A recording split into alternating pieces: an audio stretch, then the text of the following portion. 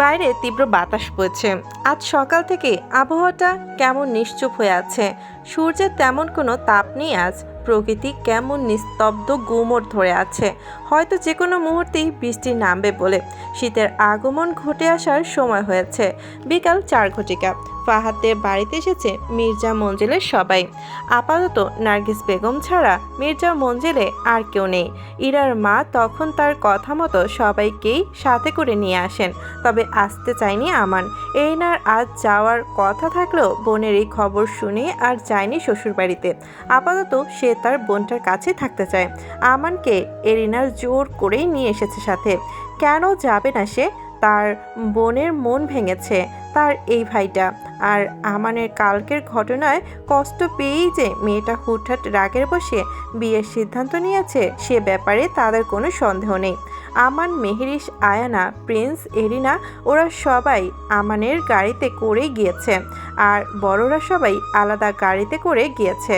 সারা রাস্তায় এরিনা আর মেহেরিস এক প্রকার আমানের কান ঝালাপালা করে ফেলেছে কালকের ঘটনা পুনরাবৃত্তি করিয়ে। আয়ানাও তার ভাইকে আজ ছাড় দেয়নি। ইরা মেয়েটার কিসের কমতি? হ্যাঁ, তার চেয়ে বড় কথা, মেয়েটা তাকে কত বছর ধরে একটানা ভালোবেসে এসেছে, অথচ তার ভাই এভাবে ফিরিয়ে দিল মেয়েটাকে। তবে সবার একসাথে করা প্রশ্নের কোনো উত্তর দেয়নি আমান। নিরুত্তর ছিল সারাটা পথ। ইরাদের বাড়িটা বেশ নতুন ডিজাইনের ডুপ্লেক্স একটা বাড়ি। দোতলার ডুপ্লেক্স বাড়িটা মির্জা মঞ্জিলের মতো বড় না হলেও ডিজিটাল ভাবে বানানো বাড়িটা। বেশি দূরে নয় তাদের বাড়িটা, এই 40 কি 50 মিনিট লাগে গাড়ি নিয়ে আসতে। তবে ছোট হলেও খুব সুন্দর আর গোছানো বাড়িটি। বর্তমান বাড়ির বসার রুমে বসে আছে আমান, প্রিন্স, রাহিমা বেগম আর আলেয়া বেগম। এরিনা, মেহেরিস আর আয়ানা গেছে ইরার রুমে। দরজা লাগানো ছিল। দরজায় নক করতেই খুলে দেয় ইরার দরজাটা। চোখ মুখ ফুলে টইটুম্বুর হয়ে আছে, হয়তো এতক্ষণ যাবৎ কান্না করার ফল। দরজার সামনে প্রথমে এরিনাকে দেখে ঝাঁপিয়ে পড়ল এরিনার বুকে ইরা। এরিনাকে ধরে কেঁদে কেঁদে বলে উঠল, আমি এই বিয়ে করতে চাই না এরিনা, আমাকে প্লিজ হেল্প কর তোরা। এরিনার পেছনে দাঁড়িয়ে মেহেরিস আর আয়ানা আবেগের বশে কান্না করে দিয়েছিল এরিনাকে দেখে। তবে পেছনেই মেহেরিস আর আয়ানাকে দাঁড়িয়ে থাকতে দেখে বেশ ইতস্তত বোধ করলো ইরা। ছোট্টদের সামনে এভাবে নিজেকে কেঁদে কেটে একাকার করার ফলে খানিকটা লজ্জা পেল বোধহয়। তবে সেসবের বেশি তোয়াক্কা না করে আবারও বলে উঠল, বিয়েটা আটকা প্লিজ, আমি অন্য কাউকে বিয়ে করতে পারবো না আমান ভাইকে ছাড়া। উপস্থিত থাকা সকলেই বুঝতে পারল কাল আমানের উপর অভিমান করেই রাগের বশে বাড়িতে এসে মাকে বিয়ের কথা জানিয়েছিল। আর এখন বুঝতে পারছে তার পরিণাম। এই না দু হাতে বোনকে আগলে ধরে সান্ত্বনা দিতে লাগলো। তারপর রুমের ভিতর প্রবেশ করে খাটের উপর সবাই গোল হয়ে বসলো। কি করে বিয়ে আটকানো যাবে সেই বুদ্ধি খুঁজতে শুরু করলো সকলে। আজ আংটি বদল হওয়ার কথা থাকলেও ছেলে পক্ষরা জানিয়েছে তারা আজ একেবারে কাবিন করে ফেলতে চায়। আর ছেলে যেহেতু ফাহাদের বন্ধু, তাই খুব ভালো করেই ফাহাদ চেনে তাদের। আপত্তি করেনি তারাও, পরে না হয় বড় করে অনুষ্ঠান করে তুলে দিবে। আচ্ছা বউ, তুমি না করে দিলেও তো হয়, বলবে যে এই বিয়ে করতে পারবে না তুমি, ছেলে তোমার পছন্দ নয়। মেহেরিসের কথায় এতক্ষণ ধরে গোল হয়ে বসে থাকা সবার মধ্যে নীরবতা বাঁধ ভাঙল।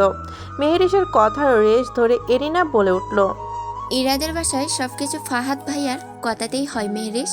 খালামণি সেটাই শুনে যেটা ফাহাদ ভাইয়া বলে। আর ছেলে যেহেতু ফাহাদ ভাইয়ার বন্ধু, তো ফাহাদ ভাই নিশ্চয়ই এখন ইরার কোনো কথা শুনবে না। তাহলে তো ওনাদের বন্ধুত্বের মাঝে সমস্যার সৃষ্টি হবে। আবারও ভাবনায় মশগুল হলো সবাই। মেহেরিস জানতো না এসব বিষয় কিছু, তাই আগ বাড়িয়ে বলেছিল কথাগুলো। এর জন্যই বলে রাগের বশে কোনো সিদ্ধান্ত নেওয়া যে কতটা ভুল হয়, যেটার পরিণাম আস্তে আস্তে বুঝতে পারা যায়। আবারও মেহেরিস এই আগের ন্যায় নীরবতা ভেঙে বলল, আচ্ছা, এমন কেউ নেই যার কথা ফাহাদ ভাই শুনে ফাহাদ ভাই মান্য করে? এমন কেউ নেই? এবারের মেহেরিসের প্রশ্নে সবাই একসাথে তাকালো তার দিকে। মনে মনে হয়তো কিছু ভাবলো সবাই। চোখের কোণে আসার আলো জেগে উঠল যেন ইতিমধ্যে সবার। ইরা এদের মাঝখানে সবাইকে উদ্দেশ্য করে বলে উঠল, হ্যাঁ আছে তো পূর্ব ভাই, ফাহাদ ভাই পূর্ব ভাইকে বেশ মান্য করি। বলতে পারো খুব ভয়ও পাই পূর্ব ভাইকে। ওনাকে তো সবাই ভয় পায়, মনে মনে মেহেরিসের কথাটা বিড়বিড় করে বলে উঠল, তবে মুখে আর কিচ্ছু বলল না। পূর্বের নাম শোনা মাত্রই মেহেরিসের মুখটা কেমন গম্ভীর হয়ে উঠল। বুকের ভেতর দমিয়ে রাখা সেই অস্বস্তি ভাবটা আবারও বেড়ে গেল হয়তো। কাল বাদে পরশুই তো চলে যেতে হবে এদের সবাইকে ছেড়ে। আচ্ছা, সত্যি কি লোকটা তাকে এত সহজেই চলে যেতে দিবে? মেহেরিসের এমন ভাবনার ছেদ ঘটে এরিনার কথায়। ইরা, ভাইয়া ছাড়া আমি এখন আর কোনো সলিউশন দেখছি না। এটা ছাড়া আর কোনো উপায় নেই। ভাইয়াকে জানালে ভাইয়া যদি জিজ্ঞেস করে বিয়ে করতে চায় না কেন, কি বলবো তখন? লাস্টের কথাটি ইরা বলে ওঠে এরিনাকে উদ্দেশ্য করে। ঠিকই তো, পূর্ব যখন জানতে চাইবে কেন এরা বিয়ে করতে চাচ্ছে না, তখন কি উত্তর দিবে তারা? বলে দিবে আমানের কথা, নাকি অন্য কোনো বাহানা দিবে? ফাহাদের বাড়িতে মোটামুটি অনেক গেস্ট এসেছে। আজ থেকে 4 বছর আগে ফাহাদের বাবা হার্ট অ্যাটাকে মারা যান। ফাহাদের দাদারা আগে থেকে বেশ প্রভাবশালী, ব্যাংকে যা রেখে গেছেন, সাথে বেশ কিছু বাড়ি ভাড়া পেয়ে খুব ভালোভাবেই চলে যায় ফাহাদের পরিবারে। তবে বাবার বংশের আত্মীয় স্বজনও কমতি নেই। 2 চাচা আর 2 ফুপু মিলিয়ে বেশ বড় তাদের বংশ। তবে একসাথে থাকে না কেউই, আলাদা আলাদাই থাকে সবাই। সেই হিসেবে বাবার বংশের কাজিনদেরও কমতি নেই তাদের। তারাই এসেছে আজ তাদের বাড়িতে। বেশ কিছুদিন যাবৎ কাজ থেকে দম ফেলার ফুরসত পাচ্ছে না পূর্ব। নতুন এমপি হওয়ার দরুন অনেক কাজের চাপ দিন পার করছে সে। আজ এখানে সভা হচ্ছে তো কাল ওখানে বড়সড় মিটিং। মির্জা মঞ্জুলও আসছে না অনেকদিন ধরে। আজ হঠাৎ কি মনে করে যেন বাড়িতে আসলো পূর্ব। অনেকদিন মা বোনকে দেখে না এর জন্য, নাকি অন্য কোনো কারণে জানে না সে নিজেও। তবে হঠাৎ করেই মন চাইলো বাড়িতে আসতে, সেজন্যই নিজের সেই কালো রঙের মার্সিডিসটি করেই রওনা দিল মির্জা মঞ্জিলের উদ্দেশ্যে পূর্ব। ফাঁকা রাস্তা থাকার দরুন বেশিক্ষণ লাগলো না বাড়িতে পৌঁছাতে। কলিং বেল চাপতেই সাথে সাথে দরজা খুলে দেয় নার্গিস নামের মেয়েটি।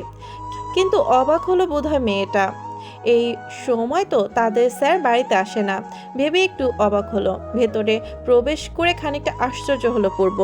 বেশ নিরিবিলি পরিবেশ দেখে নার্গিসকে উদ্দেশ্য করে বলল, বাড়িতে কেউ নেই? না স্যার, সবাই তো ফাল স্যারদের বাসায় গেছে। বড় কুঞ্চিত কুচকালো পূর্ব। হঠাৎ সবাই মিলে ফাদের বাড়িতে কেন ভেবে আবারও তীরের ন্যায় প্রশ্ন ছড়ে মেয়েটির উদ্দেশ্যে। কেন? ইরা ম্যাডামের আজকে নাকি আংটি পরাইবো, তাই লাগা সবাই মিলে ওই বাড়িতে গেছে। আপনারে কি কফি দিব স্যার? কিছু না বলেই যেভাবে এসেছিল ঠিক সেভাবে বেরিয়ে গেল পূর্বর অগোচরে হাঁপ ছেড়ে বাঁচল বোধহয় মেয়েটা। সবার মতো তার মনেও পূর্বর প্রতি ভয় ছাড়া আর কিছুই নেই। তাদের মালিকের রাগ সম্পর্কে হয়তো সবার থেকে সেই বেশি ভালো করে অবগত সে। কারণ পূর্ব রেখে গিয়ে যখন বাড়িতে ভাঙচুর করে তখন সেগুলো তো সেই পরিষ্কার করে। একবার তো ভাঙা কাজ পরিষ্কার করতে গিয়ে হাতে বিঁধে গিয়েছিল তার, সেই নিয়ে কম কষ্ট করতে হয়েছিল তাকে। বড় করে নিঃশ্বাস ত্যাগ করলো বুকে হাত দিয়ে পূর্বে যাওয়া মাত্রই। এমপি হিসেবে আগে পিছে বডিগার্ড ঘুরঘুর করা পছন্দ নয় পূর্বের। সে সাধারণভাবে চলতে পছন্দ করে। বেশিরভাগ সময় সাব্বির তার সাথেই থাকে। কত করে বলেছে সাব্বির তাকে কোথাও গেলে গার্লস নিয়ে যেতে সাথে করে, তবে নাকচ করে দেয় পূর্ব। এতে বেশি দ্বিমত করে না সাব্বির। সে জানে তার বন্ধু যে একাই 100 গার্ডের সমান। বাড়ি থেকে বের হয়ে গাড়ির সামনে এসে দাঁড়ালো পূর্ব। মুখে চিন্তার ছাপ স্পষ্ট। কি যেন ভাবছে সে কখন থেকে। গাড়ির দরজা খুলতেই হাত বাড়াবে এমন সময় পাঞ্জাবির পকেটে রাখা তার আপেল ফোনটি ক্রিং ক্রিং করে বেজে উঠল। মুখে বিরক্তির ছাপ ফুটিয়ে ডান হাত দিয়ে বের করে আনলো পকেট থেকে ফোনটা। চোখের সামনে আনতেই স্ক্রিনে ভেসে উঠল এরিনা দিয়ে সেভ করা নাম্বারটি। রিসিভ করে শক্ত হাতে চেপে ধরলো কানের পাশে। সাথে সাথেই শুনতে পেল এরিনার বলা কিছু কথা। শুনে কোনো রকম উত্তর করল না সে। কয়েক সেকেন্ড পর শক্ত হাতে ফোনটা কেটে হাত চেপে ধরে টেনে খুললো গাড়ির সামনের সিটের দরজাটা। অপর পাশের সিটের উপর ছুঁড়ে ফেলে দিল হাতের অ্যাপেল ফোনটি। মুহূর্তের মাঝেই হাওয়া হয়ে গেল যেন কালো রঙের সেই মার্সিডিজ ব্র্যান্ডের গাড়িটি। বিকেল শেষ হওয়ার পথে একটু পরেই হয়তো ঢেকে থাকা সূর্য ঢলে পড়বে তার নিজ গন্তব্যে। ফাহাদের বাড়িতে মোটামুটি অনেক মানুষই উপস্থিত। হঠাৎ করে আয়োজন হওয়ায় বাহির থেকে অর্ডার করেছে সব খাবার। ফাহাদ আজ যেন সব থেকে বেশি ব্যস্ত। বড় ছেলে হওয়ায় সব কিছু একাই সামলাতে হচ্ছে তাকে। সন্ধ্যায় একটু পরপরই হয়তো চলে আসবে তার বন্ধু মানে ছেলেপক্ষরা। তোড়জোড় যেন বেড়ে চলেছে। এতক্ষণ যাবৎ ইরার সাথে মেহরিজরা থাকলেও এখন তার বাবার পক্ষের কাজিনরাও উপস্থিত সেখানে। ইরার সাথে তাদের সম্পর্ক অতটাও ভালো নয় যেমনটা এরিনাদের সাথে, তাই আমানের বিষয়টা তারা কেউই জানে না। এর জন্য সবাই চুপ হয়ে রইল, আর কিছু বলল না।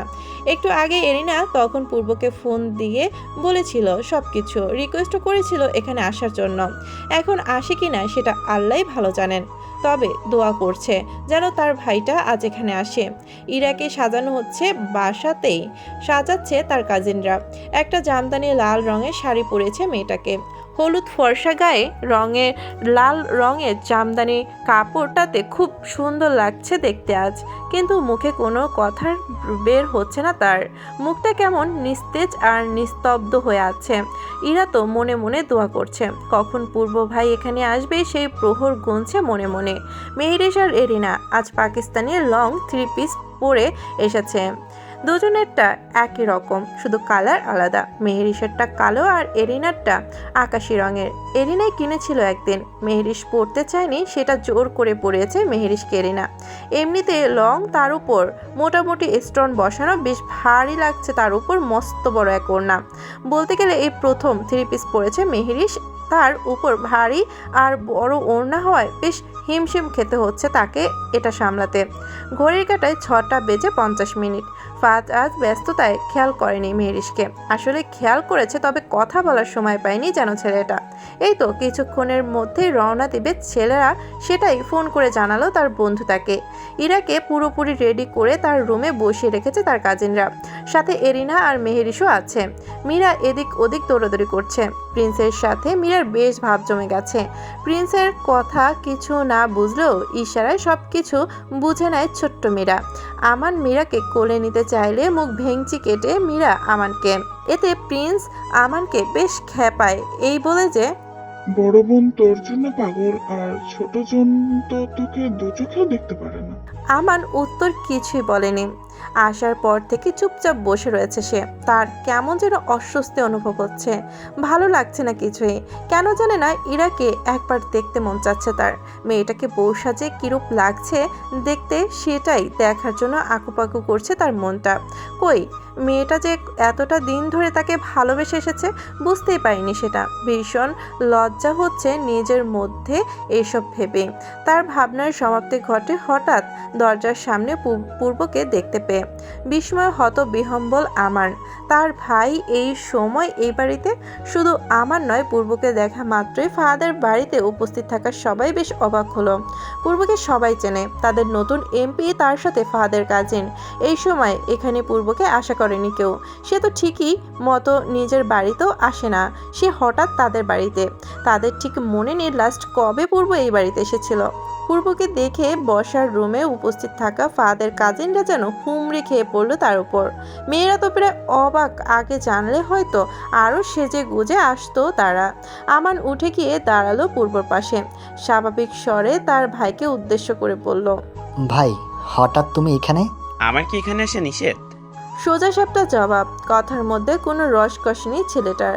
কিভাবে দাঁড়ালো ছুরির মতো ফটাফট জবাব দেয়, কিন্তু আমান এতে ভ্রুক্ষেপ না করে পরবর্তীতে বলে উঠল, না, তবে তুমি হঠাৎ এখানে?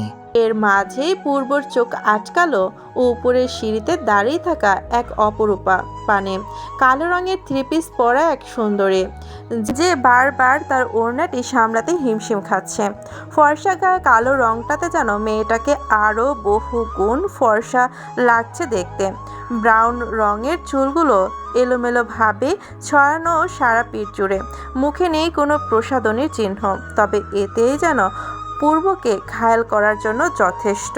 পরবর্তী পূর্বের সেই মোহ লাগা চোখ হঠাৎ করে পাল্টে গেল, চোয়াল শক্ত হয়ে উঠল। মূলত মেহেরিস আসার পর ফাহাদ তার সাথে কথা বলতে পারেনি। এই মাত্রই দুজনের সামনাসামনি হওয়ার দরুন ফাহাদ সৌজন্য বোধ রক্ষার্থে ভাব বিনিময় করছিল মেহেরিসের সাথে, আর মেহেরিসও হেসে হেসেই সেটার উত্তর দিচ্ছিল, যা থেকে প্রচণ্ড রাগ হলো পূর্বর। আমানের বলা কোনো কথাই কানে যাচ্ছে না তার। আমান পূর্ব থেকে কোনো উত্তর না পেয়ে তার চোখের দৃষ্টি বরাবর চেয়ে দেখতে পেল সামনে দাঁড়িয়ে থাকা মেহেরিস আর ফাহাদকে। বুঝতে পারলো এতক্ষণে কেন তার ভাই হঠাৎ বিনা আমন্ত্রণে এখানে এসে হাজির হয়েছে। প্রকৃতপক্ষে আজ আমানের ধারণাই ঠিক। তখন নার্গিস মেয়েটার কাছে শোনার পরপরই ঠিক করে সে এই বাড়িতে আসবে, আর তখনই আবার এরিনাও তাকে এখানে আসার কথা জানায়। সেই সন্দেহ থেকে এখানে আসতে চেয়েছে হলো তাই। এই মেয়েটা বারবার তার কথার অবাধ্য হয়ে যাচ্ছে। গতকালকের থাপ্পড়ের কথাটা এত সহজেই ভুলে গেল। লাজ শরম কিচ্ছুই নেই মেয়েটার মধ্যে, অথচ যেই হাত দিয়ে মেহরিশকে আঘাত করেছিল সেই হাত কতই না ক্ষত বিক্ষত করেছিল সে। সেই খবর কি আছে মেয়েটার? এখনও তো তার হাতের 2 জায়গায় ওয়ান টাইম লাগানো। একা রুমে বসে আছে ইরা আর পূর্ব। তখন পূর্ব ইরার রুমের সামনে এসেই সবাইকে উদ্দেশ্য করে সেখান থেকে চলে যেতে বলে কিছুক্ষণের জন্য। পূর্বর আদেশ অমান্য করবে সেই সাধ্য কার? মুহূর্তের মধ্যেই চলে গেল সবাই। ইরা পূর্বকে দেখে ভয়ে কিঞ্চিত ঘাবড়ালো। পূর্বকে সেও অনেক ভয় পায়, তবে এখন সে ছাড়া আর কারোরে যে আটকানোর সাহস নেই এই বিয়েটা। মিনিট কয়েক চুপচাপ বসে রইল পূর্ব। এরিনা খাটের এক কোণায় বসে আছে, আর খাট বরাবর সোফায় পায়ের উপর পা রেখে কপালে হাত রেখে গা ছাড়িয়ে সোফার উপর মাথা এলিয়ে দিয়ে চোখ বন্ধ করে আছে পূর্ব। তুই কাউকে পছন্দ করিস? সত্যি বলবি। মিথ্যা যে আমি কতটা ঘৃণা করি আশা করি জানিস। ভরকালো ইরা, কেঁপে উঠল ভয়ে।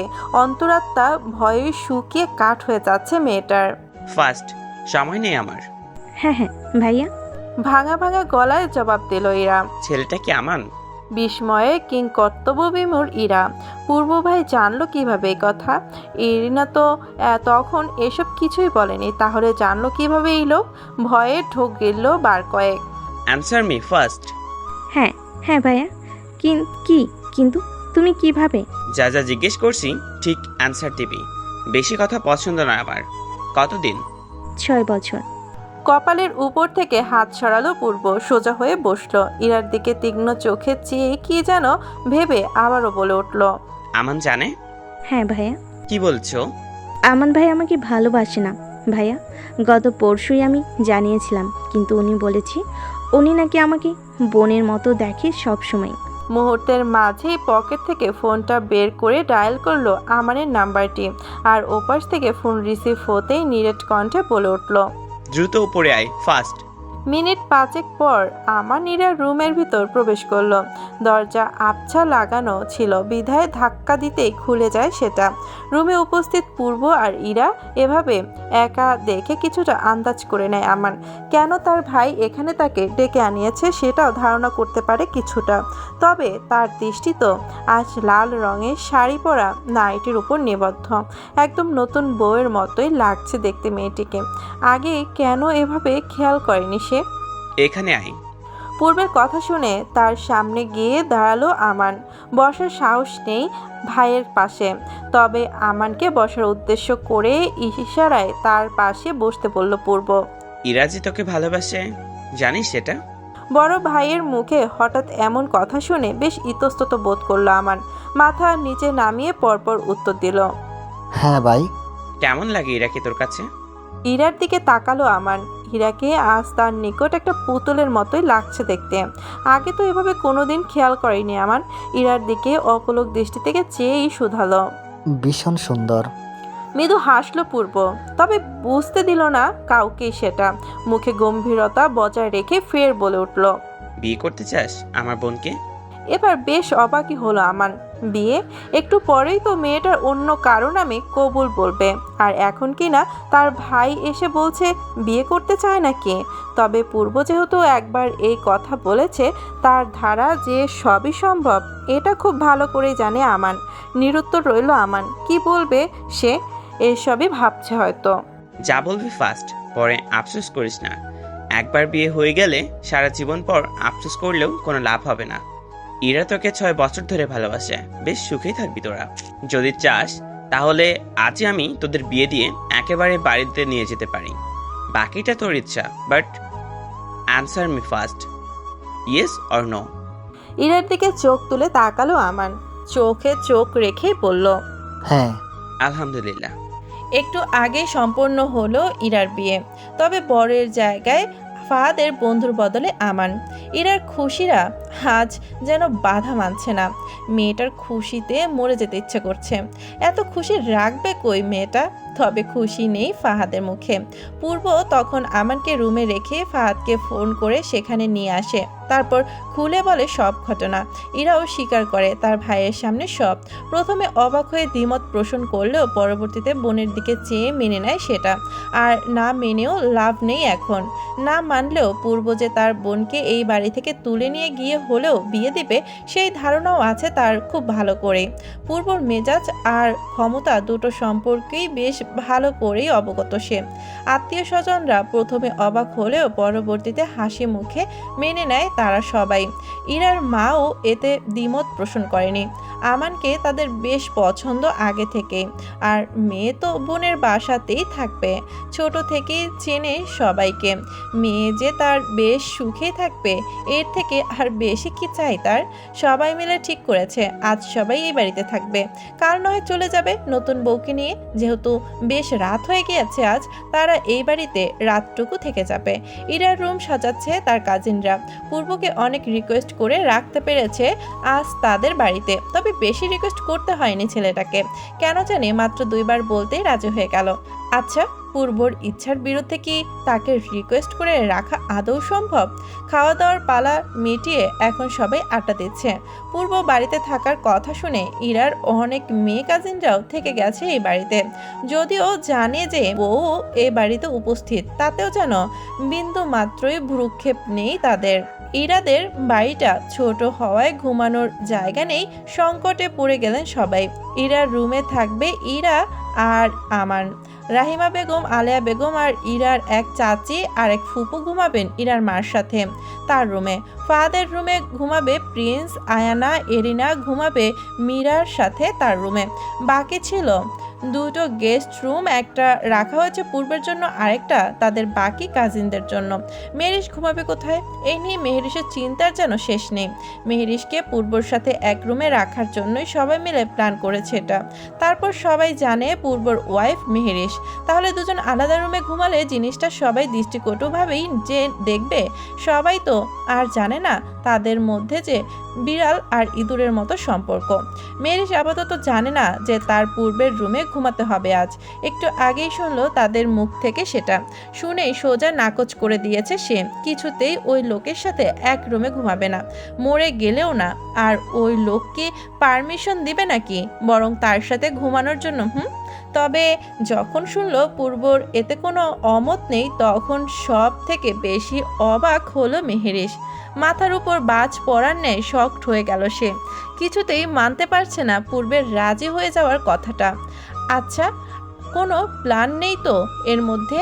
কি জানি, একা রুম পেয়ে যদি মেহরিশকে মেরে টেরে গুম করে দেয়? না হলে এত সহজে কিভাবে রাজি হয়ে গেল লোকটা? ইরার রুমে খাটের এক কোণায় জড়সড় হয়ে বসে আছে ইরা, আর খাট বরাবর সোফার উপর বসে আছে আমান। এই অল্প সময়ের মধ্যে খুব সুন্দর করেই ইরার রুমটা সাজিয়েছে তার কাজিনরা। ইরার কাছে খুব লজ্জা লাগছে আজ। তার তো এখনো বিশ্বাসই হচ্ছে না পুরোপুরি যে এত বছর ধরে লুকিয়ে ভালোবাসে আসা মানুষটাকে অবশেষে তার হলো। কিন্তু যখন আমান রুমে প্রবেশ করলো তখন থেকে খুব নার্ভাস আর জড়তা কাজ করছে তার মধ্যে। শাড়ি পরার কারণে আর মাথায় ঘোমটা টানা হয়নি তার, তবে নিচের দিকে তাকিয়ে আছে দীর্ঘ 30 মিনিট যাবৎ। আমানে শেষে কখন থেকে বসে আছে তার রুমের ভিতর একবারও সোজাসুজি তাকায়নি পর্যন্ত সে। আমানও কোনো কথা বলেনি আগ বাড়িয়ে। সোফার উপর প্রথমে চুপচাপ বসে থাকলেও একটা সময় পকেট থেকে ফোন বের করে টিপতে থাকে সেটা। ইরা সামনাসামনি না থাকলেও লুকিয়ে চুরিয়ে পরখ করছে বেশ কয়েকবার, আর আমানও তাই। ফোন টিপার আড়ালে ইরা কেউ এভাবে জড়সড় হয়ে বসে থাকতে দেখে অনেকবার খেয়াল করেছে সেটা, তবে মুখ ফুটে কেউ কিচ্ছু বলেনি কাউকে। এভাবে পার হলো আরও মিনিট কয়েক। এভাবে বসে থাকতে থাকতে বেচারা আমানের পাটাও ব্যথা হয়ে গেছে। মূলত আজ সারাদিন বসে বসে পার করেছে আমান। এই মেয়ে এমনি তো ফটর ফটর করে সব সময়, তাহলে আজ কি মুখে তালা মেরেছে নাকি? সে কখন থেকে একই রকমভাবে বসে আছে, কিছু বলছে না। এসব ভেবে ভেবেই এবার ফোনের স্ক্রিন থেকে চোখ তুলে সোজাসুজি তাকালো ইরার দিকে। সাথে সাথে চোখাচোখি হলো দুজনের। লজ্জায় দুজনেই থতমত খেয়ে দৃষ্টি সরিয়ে ফেললো তৎক্ষণাৎ। আমার নিজেও জানে না আজ তার এমন লজ্জা লাগছে কেন ইরার সামনে। কই, আগে তো শুধু ট্রাউজার পরেও তার সামনে কতবার এসেছে, তবে সেদিন তো 1 ইঞ্চি পরিমাণও লজ্জা লাগেনি। তাহলে আজ এই মেয়ের দিকে চোখে চোখ মেলাতেও কেন এমন অস্বস্তি লাগছে তার? না, ছেলেদেরকে লজ্জা পেলে চলবে? আর এই মেয়ে যে সে নিজে থেকে কিছু না বলা পর্যন্ত এভাবে মূর্তি সেজে বসে থাকবে, সেটাও সে আপাতত শিওর। তাই দীর্ঘক্ষণের নীরবতা ভেঙে বলে উঠল, তুমি তুমি ফ্রেশ হবে না? তুমি কথাটা জানো? ইরার শরীরে আজ ঝড় তুলে দিল। সবসময় তুই বলে আসা লোকটা যদি হঠাৎ করে তুমি সম্বোধন করে, তাহলে এমন লাগাটাই তো স্বাভাবিক। এতক্ষণ লজ্জায় আড়ষ্ট হওয়া মেয়েটা আমানের মুখে তুমি সম্বোধন শুনে যেন আরও লজ্জায় পড়ে গেল। মাথা নিচে নামিয়ে উত্তর দিল, দেখো ইরা, আগে আমাদের মধ্যে কি হয়েছে না হয়েছে সেসব কিছু জানি না, তবে আজ থেকে আমাদের দুজনের নতুন জীবন শুরু। একটা পবিত্র বন্ধনে আবদ্ধ আমরা এখন থেকে। তবে তোমার কাছে আমি কিছু আবদার রাখতে চাই আজ। জি বলেন। দেখো, আমি সোজা সাপটাভাবেই বলি, তোমাকে আমি এতদিন এরিনার মতো করেই দেখে এসেছি। আমি তোমাকে কখনো ওরকমভাবে দেখিনি। হয়তো আমি বুঝতে পারিনি, এটা আমার ব্যর্থতা। তুমি যখন আমাকে ওই দিন ওই কথা জানালে, খুব অবাক হয়ে গিয়েছিলাম আমি। তার জন্য তোমার সাথে অমন ব্যবহার করে ফেলেছি। তার জন্য আমি ক্ষমা চাইব না তোমার কাছে, কারণ এটাই স্বাভাবিক। কিন্তু আজ আমি জানি না আমার কি হয়েছিল। ভাইয়ের কথাতে হ্যাঁ বলে দিয়েছিলাম তখন। হ্যাঁ, তুমি খুব ভালো একটা মেয়ে, আর সবচেয়ে বড় কথা, তুমি আমাকে অনেক ভালোবাসো। তোমার ভালোবাসার পরিমাণ আমার চেয়ে 1000 গুণ বেশি। যেহেতু আমাদের নতুন একটা জীবন শুরু হয়েছে আজ থেকে, তাই তোমাকে আমাকে একটু সময় দিতে হবে, তোমাকে মানিয়ে নিতে। আই থিঙ্ক বুঝতে পারছো কি বলতে চাচ্ছি। জি। যাও, এখন ফ্রেশ হয়ে আসো। মনের ভিতরে একরাশ ভয় নিয়ে গেস্ট রুমের দরজার সামনে দাঁড়িয়ে আছে মেহেরিস। শুধু মেহেরিস একা নয়, তার পেছনে এরিনা আর আয়ানও আছে। এতক্ষণ ধরে বেঁধে নিয়ে এসেছে তারা মেহেরিসকে। মেহেরিস তো আসবে না, এখানে এই বনেই বসেছিল সে কখন থেকে।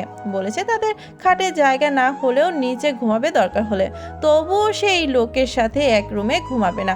এই না সেই কথা শুনলে তো এই না চায় তার ভাইয়ের সাথে মেহেরিসের সম্পর্কটা স্বাভাবিক হয়ে যাক। তার ভাই যে মেহেরিসকে পছন্দ করে এটাও তাদের ধারণা। তাহলে দুজন যদি বিয়ের পর 2 রুমে ঘুমায়, তাহলে তাদের মধ্যে দূরত্ব কখনো ঘুচবে? বাসায় তো সম্ভব না, তার ভাই তো বাড়িতেই আসে না। তাই আজ যে তাদের মোক্ষম সুযোগ দুজনকে একসাথে রাখার, এই সুযোগ এত সহজে হাতছাড়া করবে তারা? কখনোই না। কি হলো মেহরেশ, ভিতরে যাচ্ছ না কেন? আপু, এমন করো না তোমরা, জানো তো উনি কেমন। দরকার হলে নিচের ফ্লোরে ঘুমাবো আমি, নাহলে আজ সারা রাত ঘুমাবো না। তাও এখানে রেখে যেও না আমাকে প্লিজ। এটা বললে তো হবে না মেহরেশ, তোমাকে না রুমে বললাম সব কিছু। তাহলে এখন এইখানে এসে আবার এমন করছো কেন? যেতেই হবে। শুধুমাত্র একটা রাতই তো। বড় করে নিঃশ্বাস ছাড়লো মেহরিস। দরজাটা আবছা লাগানো ছিল বিধায় ধাক্কা দিতেই আলগুছে খুলে গেল সেটা। এরিনা আর আয়ানা মিটমিটিয়ে হাসছে। আজ তাদের দিনটাই শুভ। দরজা খুলতেই মেহরিসের নাকে ভেসে আসলো কড়া এক পারফিউমের ঘ্রাণ। এই পারফিউমের ঘ্রাণ মেহরিসের পরিচিত। লোকটা তাহলে ভেতরে আছে ভেবে ভয়টা যেন বেড়ে গেল তার। মনে মনে সান্ত্বনা দিল এই ভেবে যে রাত তো প্রায় অনেক, এত রাত পর্যন্ত নিশ্চয় লোকটা জেগে থাকবে না, হয়তো ঘুমিয়ে পড়েছে। এর জন্যই তো মেহরিস ইচ্ছে করে এত লেট করে এসেছে এখানে।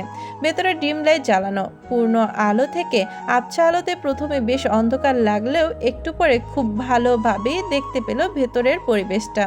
রুমের ভেতর একটা খাট আর তার সামনে একটা বড় ড্রেসিং টেবিল, খাটের সাথে ছোট্ট টি টেবিল যেটাতে একটি ছোট্ট ল্যাম্প লাইট জ্বালানো।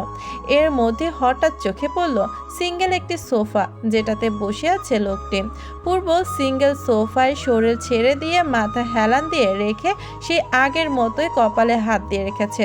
চোখ বন্ধ নাকি খোলা রাখা স্পষ্ট দেখা গেল না সেটা, তবে পাঞ্জাবের উপরের বুকের সাথে দুটো বোতাম খুলে রেখে গা ছেড়ে বসে থাকা পূর্বকে ভালো করে চোখে পড়ল তার। আসার সময় মেহেরিশ তার গায়ের ওড়নাটি চাদরের মতো পেঁচিয়ে এসেছিল, তবে এখানে এসে মেহেরিশের আত্মা যেন শুকিয়ে গেল। সে তো ভেবেছিল রুমের ভেতরে কাউচ বা সোফা থাকলে সেটাতেই ঘুমাবে সে, তবে তার ধারণার উপর এক বালতি পানি পড়ে গেল এসব দেখে। একটা খাট আর ওই সোফাটা ছাড়া এখানে আর কিছুই নেই। তাহলে কি এই লোকটার সাথে একই খাটে ঘুমাতে হবে তাকে? ভয়ে জড়সড় হয়ে এক স্থানে দাঁড়িয়ে রইল মেহেরিশ। নড়াচড়া করতেও যেন ভুলে গেল মেয়েটা।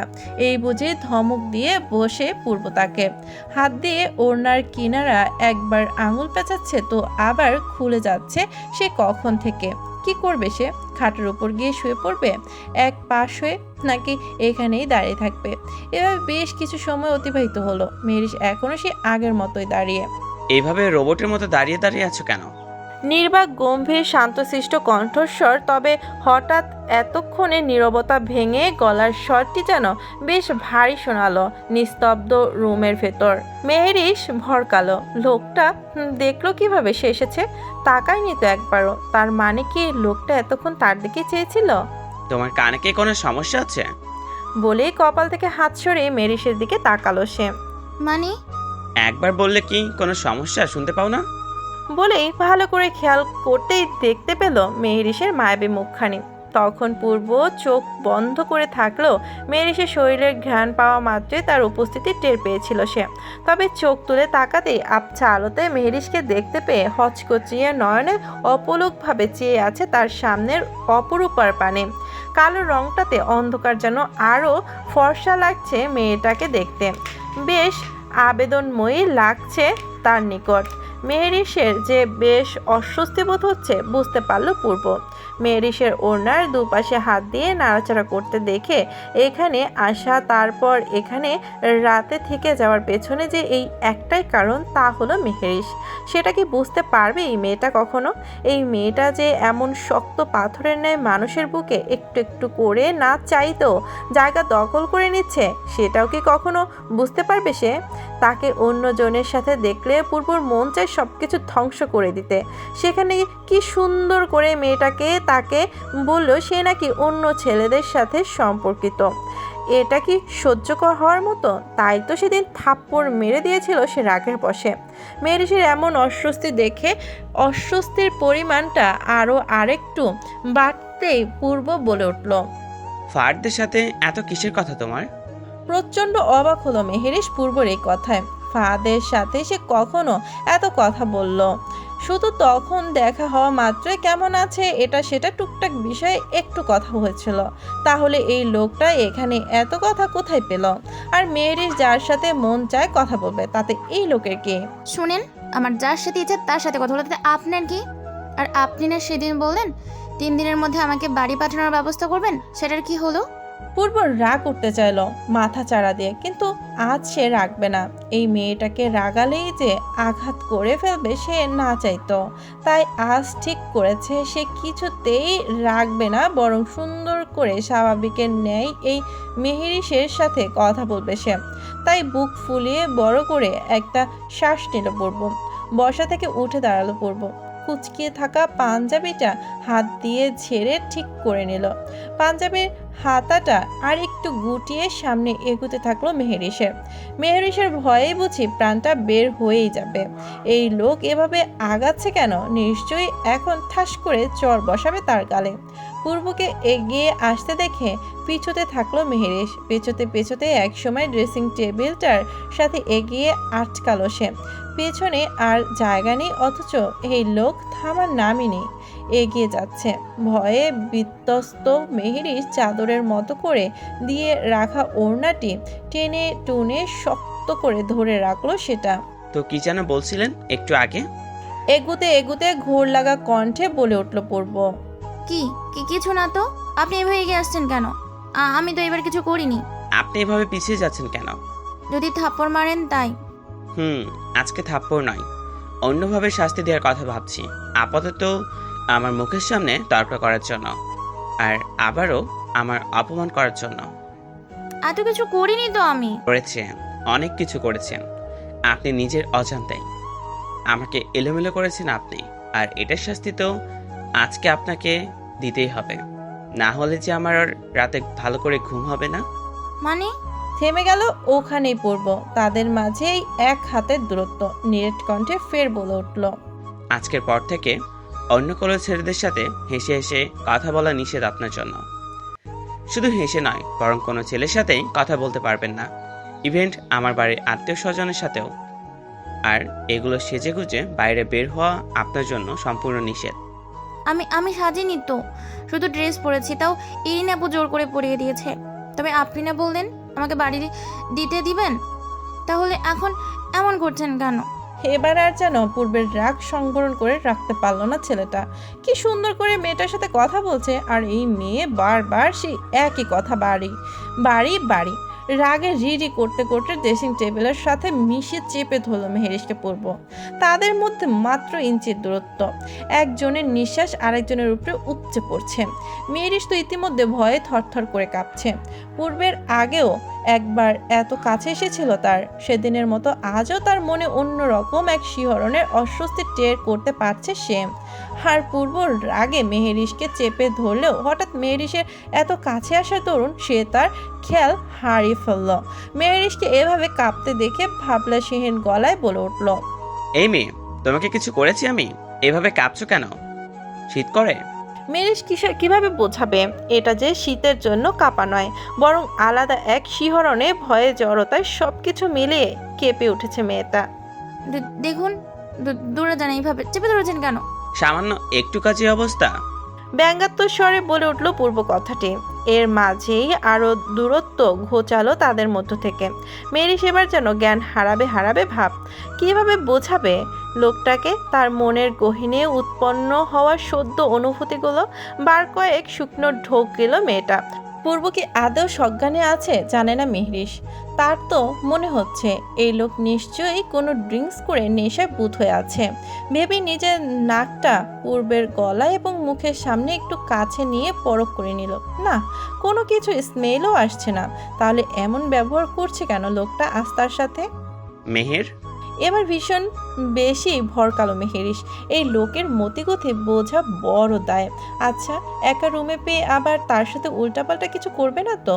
এর জন্যই হয়তো তখন এত সহজেই রাজি হয়ে গিয়েছিল তাকে থাকতে দেওয়ার জন্য। এবার যেন আরও বেশি ভয় পেল মেহেরিশ। এর মাঝে পূর্ব করে বসলো আরেক কাণ্ড। মেহেরিশের গালের উপর অযত্নে এসে থাকা চুলগুলো গুজে দিল কানের পাশে। এরপর সেই রকম তুলতুলে গালে ছোট্ট করে একটা চুমু খেয়ে নিল মুহূর্তে।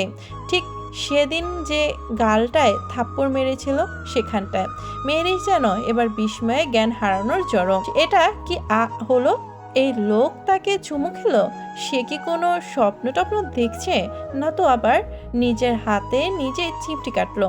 ব্যথায় উফ করে শব্দ করতেই বুঝে উঠল না, স্বপ্ন নয়, পূর্ব সত্যিই তার গালে চুমু খেয়েছে। মেহেরিশের কাছে এখন মনে হচ্ছে এটা পূর্ব নয়, বরং পূর্বের রূপ ধরে আসা অন্য কোনো মানুষ। মেহেরিশ এমনভাবেই অবাক হয়েছে যে পূর্ব যে পরপর তার গালে চুমু খেয়ে ফেলেছে সেদিকে কোনো হুঁশ নেই। সে তো ভাবতে ব্যস্ত এই লোক সত্যিই পূর্ব কিনা। পূর্বর ধারা এগোলাও সম্ভব নাকি কখনো যে এই লোক কথায় কথায় শুধু থাপ্পড় মারে, সে আবার কখনো চুমু খেতে পারে নাকি, তাও আবার তাকে? মেহেরিশের এমন ধ্যান ভাঙালো যখন পূর্ব তার শুষ্ক ঠোঁটজোড়া তার কপালে ছোঁয়ালো। শিহরণে সমস্ত শরীরের উপর দিয়ে যেন ঠান্ডা স্রোত বয়ে গেল। তবে এতে যেন তার অস্বস্তি আরও বাড়ল। মুহূর্তে শরীরে জমে কাঠ হয়ে গেল। এতক্ষণ যাবৎ শক্ত করে দু হাত দিয়ে ধরে রাখা ওড়নার দুই কিনারা ছেড়ে দিয়ে শক্ত হয়ে দাঁড়ালো মেহেরিশ। ওড়নাটা ভারী আর জর্জেটের হওয়ায় তার উপর চাদরের মতো করে পেঁচিয়ে রাখায় 2 হাত ছাড়া মাত্রই নিচে পড়তে নিলেই পূর্ব তার এক হাত দিয়ে ধরে ফেলে সেটা নিচে পড়া থেকে। মেহেরিশের গায়ে ওড়নাটি আগের ন্যায় পেঁচিয়ে দিতে দিতে ঘোর লাগা কণ্ঠে ফের বলে উঠল, নিজেকে সামলাও, না হলে আমাকে সামলানোর দায় কে উঠাবে? তবে মেহেরিশের সেদিকে আজ যেন বিন্দু মাত্র হেলদোল নেই।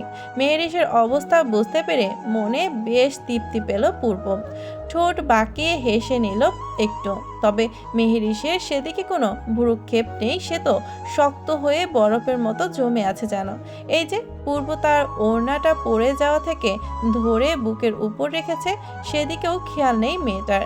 জীবনে এই যে প্রথম কেউ তাকে গভীরভাবে স্পর্শ করলো। মেহের, আবারও ফের ঘোর লাগা হেস্কি স্বরে বলে ওঠা পূর্বর কণ্ঠস্বর। তবে আজ কি যেন হলো মেহেরিশের। পূর্বর সাথে তাল মিলিয়ে জবাব দিয়ে বলে উঠল। হুম। এতে যেন পূর্বকে আরো ঘায়ল করে দিল কথাটি ধারা মেহেরিশ। মেহেরিশের মুখে কথা শুনে আরো বেখেয়ালি হলো পূর্ব। তারপর মেহেরিশের দিকে তাকিয়ে চোখে চোখ রেখে বলল, তাকাও আমার দিকে। পারবো না, আমার কেমন জানি লাগছে, প্লিজ সরুন। মনে মনে হাসলো পূর্ব। মেহেরিশ যে এই প্রথম কোনো পুরুষের এমন স্পর্শ পেল, এটা খুব ভালো করেই বুঝতে পারলো পূর্ব। মেহেরিশকে আরেকটু বেশি লজ্জা দিতেই পূর্ব ফের বলে উঠল, সরবো কেন? আপনি না সেদিন বললেন আপনি আমার ওয়াইফ, স্বামীর অধিকার দেই না। আজকে ভাবলাম বিয়ে করেছি, স্ত্রীর অধিকার থেকে কি বঞ্চিত করা ঠিক? এজন্যই হয়তো বউ আমার খালি বাবার বাড়ি করে। লজ্জায় চোখ মুখ কান লাল হয়ে গেল মেহেরিশের। এই লোকটা তো দেখে বেশ নির্লজ্জ। ছি, হবেই বা না কেন? ওই সব বই সারাদিন পড়লে তো এমনই হবে। লজ্জায় আড়ষ্ট মেহেরিশ পূর্বকে ধাক্কা দিয়ে সরাতে চাইল। তবে মেহেরিশ কি পূর্বের মতো অমন বলিষ্ঠ দেহের মানুষটাকে পারবে তার সামান্য ধাক্কাতে সরাতে? এক চুলো নড়ল না পূর্ব সেখান থেকে। কেন যে এই রুমে এসেছিল সে কে জানে। ভেবেই নিজের উপর এবার নিজেই ক্ষিপ্ত হলো মেহেরিশ। তবে পূর্ব যেন আস্তে আস্তে আরও বেখেয়াল হচ্ছে। বড় বড় করে শ্বাস ফেলছে পূর্ব নিজেকে শান্ত করতে। এখন সে আপাতত এসব কিছুই করতে চায় না। তবে মেহেরিশকে এভাবে একা দেখে নিজেকে দমিয়ে রাখা দায় হয়ে পড়েছিল তার। তাই তো নিজের অবাধ্য হয়েই মেহেরিশের এত কাছে চলে এসেছে সে না চাইতো। এতে যেন আরও বেখেয়ালি হচ্ছে পূর্ব। মেহেরিশের গোলাপের ন্যায় পাপড়ির মতো ঠোঁট দুটো ভীষণ টানছে তাকে। ছুঁয়ে দিতে ইচ্ছে হচ্ছে আপন করে। যতটা আপন করে ছোঁয়া যায় ঠিক ততটাই। মেহেরিশের ঠোঁটের দিকে তাকিয়ে ঢোক গেল পূর্ব। নিজেকে শান্ত করতে পারছে না তার ইচ্ছা থেকে। এর জন্যই তো এতদিন ইচ্ছে করেই সে মির্জা মঞ্জিলে আসেনি। কারণ এখানে আসলে মেহেরিশের কাছাকাছি থাকলে সে যে নিজেকে আটকিয়ে রাখতে পারত না মেহেরিশের থেকে দূরে। এদিকে মেহেরিশের যেন দম বন্ধ হয়ে আসছে। এভাবে আরেকটু থাকলে হয়তো লজ্জায় মরেই যাবে মেয়েটা। সে কখন থেকে লোকটা তাকে এভাবে চেপে ধরে দাঁড়িয়ে আছে, ছাড়ার নামই নেই। ভয়ে আড়ষ্ট মেহেরিশ আবারও পূর্বকে হাত দিয়ে সরানোর উদ্দেশ্যে ধাক্কা দিল। তবে এবারও পূর্ব সেই স্থান থেকে নড়ল না বিন্দু পরিমাণও। সে তো অন্য ধ্যানে মগ্ন। তার কি হুঁশ আছে যে মেহেরিশ তাকে সরাতে চাইছে কখন থেকে? পূর্বর তাদের মধ্যে সমস্ত দূরত্ব ঘুচিয়ে মেহেরিশের আরও কাছে আসতেই ঘাবড়ালো মেহেরিশ। কেঁপে কেঁপে ভাঙা গলায় চোখ খিচে বলে উঠল, ওয়াশরুম যাব। থেমে গেল পূর্ব। কথাটি কর্ণকুহুর হতেই কপাল কুঁচকে তাকালো মেহেরিশের দিকে। কথাটি বুঝতেই শব্দ করে হেসে উঠল পূর্ব। না জানি কেন এই মেয়েটা বারবার তাকে কাজে ব্যাঘাতের সৃষ্টি করে। তবে আর কিছু বাহানা দিতে পারল না। শেষ পর্যন্ত কিনা ওয়াশরুম, বিষয়টা বুঝে যেন আরও উচ্চ স্বরে হেসে উঠল পূর্ব। এদিকে পূর্বকে এভাবে হাসতে দেখে অবাকের ন্যায় তাকিয়ে পূর্বর পানে মেহেরিশ। ইস, মেহেরিশ বোধ হয় আজ হার্ট অ্যাটাক করে ফেলবে। এত সুন্দর করে কেউ হাসতে পারে? টকটকা ফর্সা গায়ের রং একটু হাসলেই যেন লাল বর্ণ ধারণ করেছে। বাদামি রঙের মণিগুলো হাসির উজ্জ্বলতায় চিকচিক করছে। ইস, মেহেরিশ আজ এই লোকের হাসির প্রেমে পড়ে গেছে শিওর। কারণ তার পুরো জীবনে কাউকে এভাবে হাসতে দেখেনি সে। হাসলে যে লোকটাকে মারাত্মক সুন্দর লাগে, মেহেরিশকে এভাবে পূর্ব তার দিকে তাকিয়ে থাকতে দেখে নিজের হাসি বিলুপ্ত করে স্বাভাবিক ভঙ্গিতে বলে উঠল, ম্যাডাম, আপনার কি সারাদিন ওয়াশরুম পেয়ে থাকে? এখানে সেখানে সবখানে ওয়াশরুম খুঁজতে থাকেন। এবার মেহেরিশ বেশ লজ্জা পেল পূর্বর কথায়। সে তখন পূর্বর সে গভীর স্পর্শ থেকে রক্ষা পেতেই মুখ আচমকা যা এসেছে বলে দিয়েছে। এত কিছুকে খেয়াল করেছে মেয়েটা। এর পরক্ষণেই নিজের মস্তিষ্কে কথাটি ভিত্তেই বুঝলো, ঠিকই তো, আর কিছু পেল না। শেষ পর্যন্ত ওয়াশরুম, ছি, ওয়াক। কি হলো, যাচ্ছেন না কেন ওয়াশরুমে? লজ্জায় আড়ষ্ট মেহেরিশ এক দৌড় দিয়ে চলে গেল রুমের ভেতরে থাকা ওয়াশরুমটার ভিতরে। গিয়ে কোনো রকম ছিটকিনি লাগিয়ে দরজার সাথেই হেলান দিয়ে দাঁড়িয়ে পড়ল। বড় বড় শ্বাস নিতে থাকলো বুকে হাত দিয়ে। উফ, এতক্ষণ যেন প্রাণ ফিরে পেল সে। দরকার হলে আজ সারা রাত এই ওয়াশরুমেই দাঁড়িয়ে দাঁড়িয়ে কাটিয়ে দেবে, তাও এই লোকের মুখোমুখি হবে না। ছি, কি লজ্জাটাই না দিয়েছে লোকটা তাকে। কিভাবে এই মুখ দেখাবে সে এখন ওই লোকটাকে? কেটে গেল আরও ২-২০টা মিনিট। মেহেরি সেই যে ঢুকেছে, বের হওয়ার নামই নেই। আর না তো কোনো পানির শব্দ বা অন্য কিছুর শব্দ আসছে ভিতর থেকে। পূর্ব বেশ বুঝতে পারছে মেয়েটা তার থেকে বাঁচার জন্যই তখন মিথ্যে বলে পার পেয়েছিল ভেবেই আবারও হেসে উঠল সে। দরজার সামনে এসে উচ্চস্বরে বলে উঠল, ম্যাডাম কি ওয়াশরুমে ঘুমিয়ে গেছেন নাকি? মেহেরিশের এবার রাগ হলো প্রচণ্ড। এই লোক এখনো তার পিছু ছাড়ছে না। তোর ঘুমা না ভাই, আমার পিছে কেন লেগেছিস? ভেবেই মনে মনে বেশ ক্ষিপ্ত হলো সে এবার পূর্বের উপর। সকালটা হোক, এরিনাকে দেখে নেবে সে, বড় বলে একদম ছেড়ে দিবে না। তবে পূর্বের প্রশ্নের কোনো উত্তর দিল না মেহেরিশ। মেহেরিশের থেকে কোনো উত্তর না পেয়ে আবারও পূর্ব আগের ন্যায় উচ্চ স্বরে বলে উঠল, ম্যাডাম মনে হয় আজ ওয়াশরুমে কাটাবেন। আচ্ছা ঠিক আছে, আপনি ওয়াশরুমে থাকেন, আমি না হয় রুম থেকে চলে যাই, মন চাইলে বের হয়ে এসেন। বলেই পূর্ব তার রুমের দরজাটা জোরে শব্দ করে খুলে আবারও পুনরায় ড্রিম করে লাগিয়ে দিল। শব্দটা মেহেরিশের কানেও বেশ ভালো করেই শুনতে পেল। আত্মবিশ্বাসী হয়ে উঠল মেহেরিশ। লোকটা হয়তো সত্যিই চলে গেছে ভেবেই আস্তে আস্তে ওয়াশরুমের দরজা খুলে বাইরে বের হয়ে আসতেই 440 ভোল্টের শক খেল। খাটের ওপর এক কোণায় জুতো পরা অবস্থাতেই পা খাটের ওপর তুলে রেখে বালিশ খাটের ডেস্কের সাথে লাগিয়ে হেলান দিয়ে বসে আছে।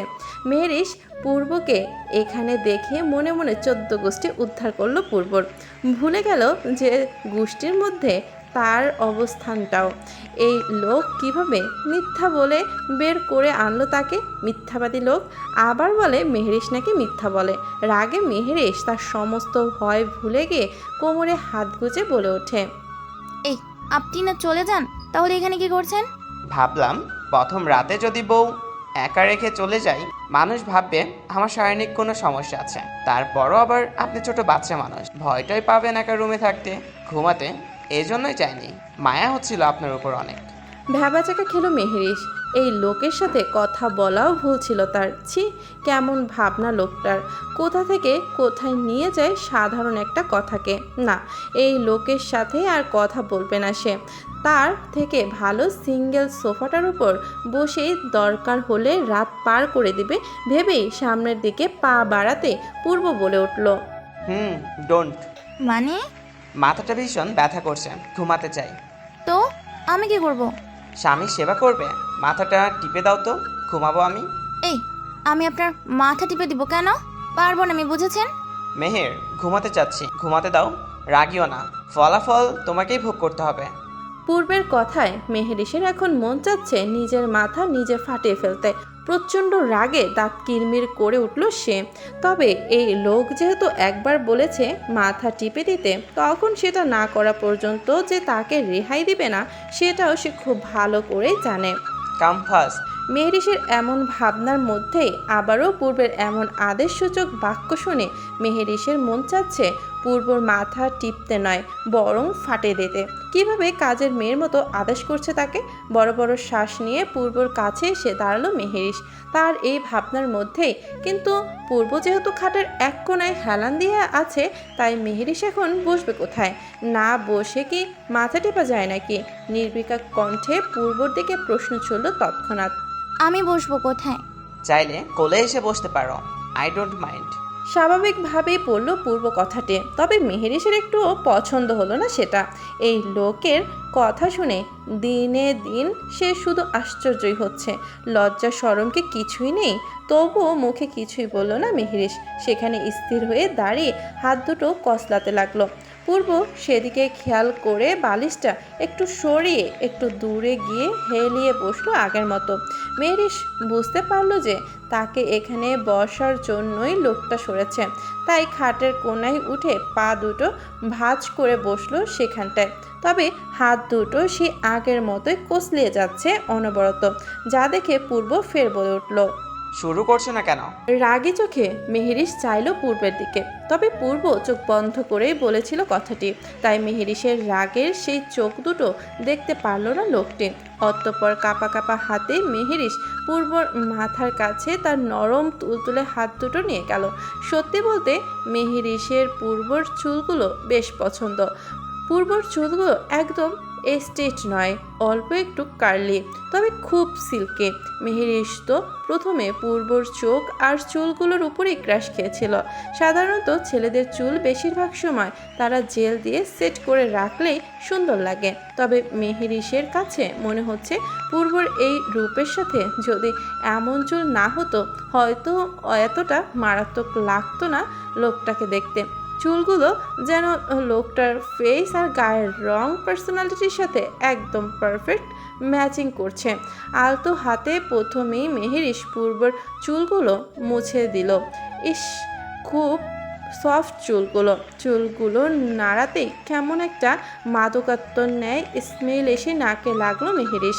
শ্বাস টেনে টেনে সেই ঘ্রাণ নিতে লাগলো মেহেরিসকে এভাবে আলতো করে চুল নাড়তে দেখে পূর্ব ফের বলে উঠল। এই মেয়ে, সারাদিন কিছু খাও নেই, শরীরে জোর নেই, কোনো কাজই ঠিক মতো করতে পারছো না, সংসার সামলাবে কি করে? রাগে দাঁত কিরমির করে তাকালো মেহেরিস পূর্বর দিকে। তবে যেহেতু মেহেরিস পূর্বের অনেকটা পেছন সাইডে বসা ছিল, দেখতে পেল না সেটা। আর দেখলেও বা কি, পূর্ব কি কাউকে পরোয়া করার মতো মানুষ? সে তো মাঝে মাঝে নিজের কথাই শোনে না, তাহলে সেখানে মানুষের কথা পরোয়া করবে কোথা থেকে? এই যে কিছুদিন আগেও তো সে প্রতিজ্ঞা করেছিল যে মেহেরিসকে পাঠিয়ে দিবে কিছুদিনের মধ্যে, আর মেহেরিসের কাছেও আসবে না। সেটা কি শুনেছে সে, নাকি পালন করেছে? এদিকে মেহেরিস হঠাৎ এমনভাবে পূর্বর কপাল চেপে চেপে ম্যাসেজ করে শুরু করে দিল যেন কপাল টিপছে না, বরং নিজের মধ্যে থাকা ক্ষোভের বহিঃপ্রকাশ ঘটাচ্ছে পূর্বর কপালের উপর। ঠিকই তো, মেহেরিসকে দিয়ে কাজ করাচ্ছে লোকটা। মেহেরিস কোনো দিন এসব করেছে? তার উপর যদি লোকটার সাথে মেহেরিসের ভালো সম্পর্ক থাকতো তাহলে না হলে মেহেরিস করে দিত সুন্দর করে কাজটা, কিন্তু লোকটার সাথে তো মেহেরিসের সাপ বেচির মতো সম্পর্ক। কথায় কথায় থাপ্পড় মারে লোকটা তাকে, ভয় দেখিয়ে এখন আবার তার সেবাও করাচ্ছে। উফ, তুমি কি আমার মাথা টিপে দিচ্ছ নাকি উল্টে মাথা ব্যথা বাড়িয়ে দিচ্ছ? ছাড়ো, মাথা টিপতে হবে না তোমার। মেহেরিস যেন এতক্ষণ এটারই অপেক্ষা করছিল। যাক, অবশেষে তার প্ল্যান সাকসেসফুল হলো। সে তো এটাই চেয়েছিল, পূর্ব যেন রেগে গিয়ে তাকে থামতে বলে। কিন্তু মেহেরিসের এমন ভাবনার ছেদ ঘটিয়ে পূর্ব ফের বলে উঠল। এই মেয়ে, পা টিপে দাও। তোমাকে খুঁজে খুঁজে এই পা দুটো এখান অবধি চলে এসেছে, প্রচণ্ড ব্যথা করছে। নাও শুরু করো। ভরকালো মেহেরিস প্রচণ্ড রকমের। এই লোক তাকে পেয়েছে কি? মাথা থেকে সোজাসুজি পা, শেষ পর্যন্ত কিনা তাকে দিয়ে পাটি পাবে। আর লোকটা কি বলল তখন তাকে খুঁজে গিয়ে পা দুটো এখানে এসেছে মানে কি? সে বলেছিল এখানে আসতে লোকটাকে, আর আসলেও সে কি এখানে হেঁটে এসেছে নাকি যে পা ব্যথা হয়ে গেছে? মেহেরিস প্রচণ্ড রাগে পারছে না, কেঁদে দিবে এই মুহূর্তে। তুমি তো খুব অলস আর ফাঁকিবাজ একটা মেয়ে, কাজের মধ্যে খালি ফাঁকি খুঁজো। Do it fast. শেষের কথাটা একটু জোরেই বলল পূর্ব, যা শুনে মেহেরিস তার ভাবনা থেকে ছিটকে এসে পূর্বর পায়ের কাছে গিয়ে বসলো। এই বজ্জাত লোক যেহেতু বলেছে পা টেপা ছাড়া যে আর কোনো উপায় নেই, এখন তার পূর্বর পা দুটো একটার পর আরেকটা আড়াআড়িভাবে রাখা, তার উপর অনবরত পা দুটো নাড়িয়েই যাচ্ছে। মেহেরিশ পূর্বর পায়ের কাছে গিয়ে বসলো হাঁটু মুড়ে, বা হাতটা দিয়ে পূর্বর ফর্সা শক্তপোক্ত পা দুটো টিপতে শুরু করলো। মেহেরিশকে এভাবে টিপতে দেখে পূর্ব ফের ধমক দিয়ে পড়ল। জীবনে কাউকে এক হাত দিয়ে পা টিপতে দেখছো? দু হাত দিয়ে টিপো, বেয়াদব। বলেই পাশে থাকা ফোনটা হাতে নিয়ে স্কলিং করা শুরু করলো পূর্ব। মেহেরিশ পূর্বর কথা শুনে ওর দিকে রাগী এক্সপ্রেশনে তাকালেও লাভ হলো না। এই লোক একটুও খেয়াল করলো না সেটা, তাই বাধ্য হয়ে নিজের দুই হাতেই পূর্বর পা দুটো টিপে দেওয়া শুরু করলো। এভাবেই পার হলো প্রায় 20 মিনিট। মেহেরিশ এখনও পা টিপে যাচ্ছে, যদিও সেটা পা টেপার মধ্যে পড়ে কিনা সন্দেহ, কিন্তু পূর্ব যেন আজ এতেই খুশি। ফোনের আড়ালে তার কয়েক মেহেরিশকে দেখে সে মাঝে মাঝে সামনে আসা ছোট্ট ছোট্ট চুলগুলো হাতে কোনোই সাহায্যে কি সুন্দর করে মেয়েটা কানের পাশে গুঁজে দিচ্ছে। আর কতক্ষণ ভাইয়া, হাত ব্যথা করছে তো। কাঁদো কাঁদো মুখ নিয়ে পূর্বর দিকে প্রশ্ন ছুড়ল মেহেরিশ। যে পর্যন্ত আমার ঘুম না আসে সেই পর্যন্ত। বলেই হাতে থাকা ফোনটা খাটের এক পাশে ছুঁড়ে ফেলে রেখে খানিকটা নিচু হয়ে হেলান দিয়ে শুলো পূর্ব। হচকুচিত চোখে চেয়ে মেহেরিশ। এই লোক এখন কখন ঘুমাবে? সে পর্যন্ত কি তার এভাবে পা টিপে যেতে হবে? এটা কি সম্ভব? তার হাত তো এখনই আর শক্তি পাচ্ছে না। মনে মনে বেশ কয়েকবার নিজের দেশে থাকা অবস্থানকালীন মেহেরিশের কে কল্পনা করে আফসোসের স্বরে বিড়বিড় করে বলল মেহেরিশ। কেন সেদিন নাচতে নাচতে বাংলাদেশে এসেছিলাম? না তো এখানে আসতাম, আর না তো এই বদমাইশ লোকের সাথে দেখা হতো, আর না আজ আমাকে এই কামলা মহিলার মতো পা টিপতে হতো। কোনো রকম হাত দুটো পূর্বর পায়ে দিয়ে লক্ষ্য করছে লোকটা ঘুমিয়েছে কিনা। চোখ তো বন্ধ করেই আছে, তার মানে কি ঘুমিয়ে গেছে নাকি? এমন করতে করতে পার হলো আরও 20 মিনিট। এই 40 মিনিট মেহেরিশের কাছে কোনো 40 বছরের থেকে কম ছিল না। দীর্ঘ সময় পূর্বের থেকে কোনো রেসপন্স না পেয়ে একটা সময় হাত দুটো থেমে গেল মেহেরিশের। ভালো করে দুই চোখে পরখ করে নিল পূর্বর ঘুমন্ত মুখখানের দিকে। জোরে জোরে নিঃশ্বাস ফেলছে লোকটা, তার মানে হয়তো পুরোপুরি ঘুমিয়ে পড়েছে ভেবেই হাঁপ ছেড়ে বাঁচল মেহেরিশ। খানিকটা এগিয়ে এসে দেখলো পূর্বের দিকে। একটু ঝুঁকতেই গাঢ় নাকে সেই নেশাক্ত একটা করে পারফিউমের ঘ্রাণ এসে বিঁধল। উফ, এই লোকের সব কিছুই কেমন নেশালো নেশালো লাগে মেহেরিশের কাছে। আচ্ছা, এটা কি পারফিউম ইউজ করে লোকটা? এমন স্মেল আগে তো কখনো পাইনি মেহেরিশ। কি নেশালো একটা স্মেল, শুনলেই কেমন কেমন যেন লাগে। স্মেলটা একটু ডিপলি নিতে আরেকটু কাছে ঝুঁকে এলো মেহেরিশ। তখনই পরখ করলো পূর্বর ঘুমন্ত নিষ্পাপ মুখখানা। না মেহরিশ, তাকাস না। এই লোক এখন যতটা নিষ্পাপ দেখতে লাগছে না, ততটা নিষ্পাপ নয়। এই লোক যে ভীষণ বদরাগী, বদমেজাজি, কঠোর একটা মানব, যার মধ্যে দয়া মায়ার কিচ্ছু নেই। নিজের বিবেকের সাথে নিজে নিজেই কথা বলছে মেহরিশ। তবুও তার বেহায়া মন বাধা মানছে না ঘুমন্ত পূর্বকে দেখতে। ঘুমালে যে লোকটাকে একদম মায়াবী লাগে তার নিকট। পূর্ব নিষ্পাপ বাচ্চার মতো ঘুরে তলিয়ে যাওয়া মেহরিশ নিজেকে আর সামলাতে পারলো না যেন। পূর্বের কাছে এসে টুপ করি না চাইতেও তার কপাল একটা কিস করে দিল। এরই মাঝে হঠাৎ করেই মেহেরিশকে দু হাতে জড়িয়ে ধরে আটকে নিল পূর্ব। তারপর বলে উঠল, তুমি তো অনেক ডেঞ্জারাস একটা মেয়ে। কি সুন্দর করে ঘুমানোর সুযোগ নিয়ে আমাকে চিচি শ্যাম অন ইউ গার্ল। ভরকাল মেহেরিশ প্রচণ্ড। এই লোক কি তাহলে এতক্ষণ ঘুমায়নি? এমনিতেই তাকে কথা শোনাতে ছাড়ে না, তারপর এখন তো আরও কথা শোনাবে এই লোক। তবে নিজেকে বাজানোর জন্য টেনে টুনে মেহেরিশ দোষ ধামাচাপা দিতে বলে উঠল, একদম মিথ্যে বলবেন না, আমি এমন করিনি। আর আপনাকে তো না, কোনো দিনও না। শুয়ে শুয়ে স্বপ্ন দেখছেন, বুঝেছেন? ও রিয়েলি? বলেই মেহেরিশকে ঘুরিয়ে নিচে ফেলে দিয়ে তার ওপর ঝুঁকে এলো পূর্বের এমন কাণ্ডে তবদা খেয়ে গেল মেহেরিশ। প্রথমত এই প্রথম কোনো পুরুষ তাকে এত কাছ থেকে জড়িয়ে রেখেছে। বেশ ইতস্তত বোধ হলো তার, কিন্তু সব থেকে বেশি কষ্ট হচ্ছে পূর্বর পর সামলাতে। লোকটা এত ভারী, মনে হচ্ছে একটু পর মেহেরিশের দমটাই না যেন বের হয়ে যায়। এই ছাড়ুন বলছি, উঠুন ওপর থেকে। আল্লাহ, আপনি এত ভারী। কপাল কুচকালো পূর্ব, তাকে ভারী বলছে। তবে মেহেরিশের অস্বস্তি টের পেয়ে তাকে আরও অস্বস্তিতে দেওয়ার জন্য পূর্ব মৃদু কণ্ঠে বলে উঠল, অভ্যাস করে নাও এখন থেকে। বলেই আরও ঝুঁকে এলো মেহেরিসের কাছে। পূর্ব যেন হঠাৎ করেই আবারও সে অজানা ঘোরে তলিয়ে গেছে সর্বত্র। নিজেকে যতই দূরে রাখার চেষ্টা করছে ততই যেন বেখেয়ালি হচ্ছে মেহেরিসের কাছে। নিজেকে সামাল দিতে যেও যেন পারছে না ছেলেটা।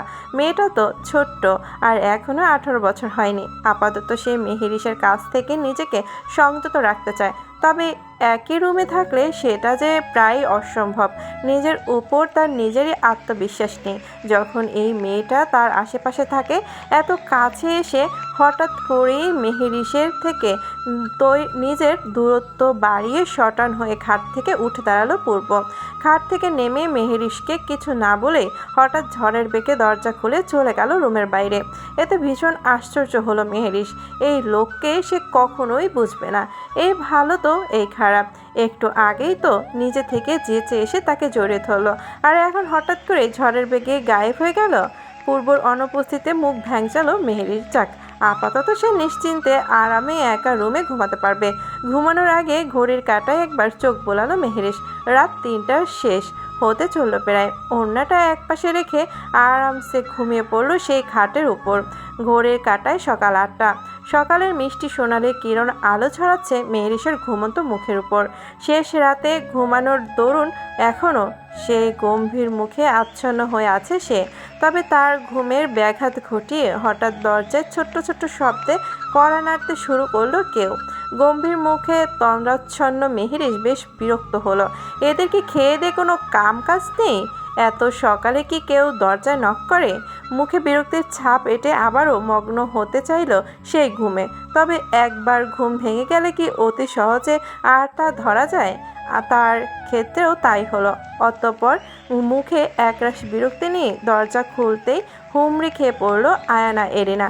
তারা যেন এতক্ষণ দরজার সাথেই কান দিয়েই দাঁড়িয়েছিল, যার দরুন মেহেরিস আচানক দরজা খুলতেই দুজনে সে হুমড়ি খেয়ে পড়ল। যেহেতু রুমের দরজাটা অটো লক সিস্টেম করা ছিল, তাই তখন পূর্ব বের হয়ে যেতেই দরজা সে জোরে লাগানোর দরুন অটো লক হয়ে গিয়েছিল। এরিনাদের কাণ্ডে আরও বিরক্ত হলো মেহেরিস। এমনিতেই কাল রাতের জন্য তাদের উপর খুব ক্ষেপে আছে সে। তার উপর যেই না শেষ রাতে একটু ঘুমেছিল, সকাল না হতেই চলে আসলো ঠিক তার ঘুমের দফা নফা করতে। মুখে একরাশ বিরক্তি নিয়ে টকবগিয়ে বলে উঠল, এই তোমাদের কোনো কাজ নেই? হ্যাঁ, একে তো কাল সারা রাত তোমার ভাই আমাকে ঘুমাতে দিল না, তারপর আবার যেই না সেই সাথে দিকে একটু ঘুমিয়েছি, সহ্য হলো না, সেটাও নষ্ট করতে এসে পড়েছো। এরিনার মুখ হা হয়ে গেল। মনে মনে ভীষণ খুশি হলো এরিনা। কাল সারা রাত তার ভাইয়ের জন্য ঘুমাতে পারেনি, মানে তো তার ভাই আর সে একসাথে ছিল। উফ, এটাই তো চেয়েছিল সে। তার ভাই আর মেহেরিসের মধ্যে সব দূরত্ব শেষ হয়ে যাক, তাহলে তার উদ্দেশ্য সফল হলো। এবার মুখ হা করে কি ভাবছো এরিনা আপু? কি বলেছি শুনেছো? আমি তোমাদের উপর খুব রেগে আছি। তোমাদের জন্য আমার সাথে কি কি হয়েছে জানো? না না, থাক, বাকি কিছু বলতে হবে না, আমরা বুঝে গেছি মেহেরিস। মানে কি বুঝেছো না বলে কিভাবে বুঝবে তুমি? জানো কাল রাতে তোমার ভাই আমাকে দিয়ে কি কি করিয়েছে? ইস মেহেরিস, চুপ, আস্তে বোন, সবাই শুনতে পাবে। এটা তো স্বামী স্ত্রীর মধ্যে স্বাভাবিক বিষয়। তুমি ছোট মানুষ, তাই হয়তো বিষয়টা এমন লাগছে। আস্তে আস্তে ঠিক হয়ে যাবে। অবাক হলো মেহেরিস। এরিনার কথা মতে স্বামীর পা টিপে দেওয়া, মাথা টিপে দেওয়া স্বাভাবিক বিষয়, কিন্তু সেটা তো নর্মাল স্বামী স্ত্রীদের জন্য। তাদের মধ্যে তো ওরকম স্বাভাবিক সম্পর্ক নেই। আর লোকটা কিনা তাকে দিয়ে এসব কাজ করিয়েছে, আর এরিনা বলছে এসব স্বাভাবিক। ভাবুক মেহেরিস আর বেশি কিছু বলল না।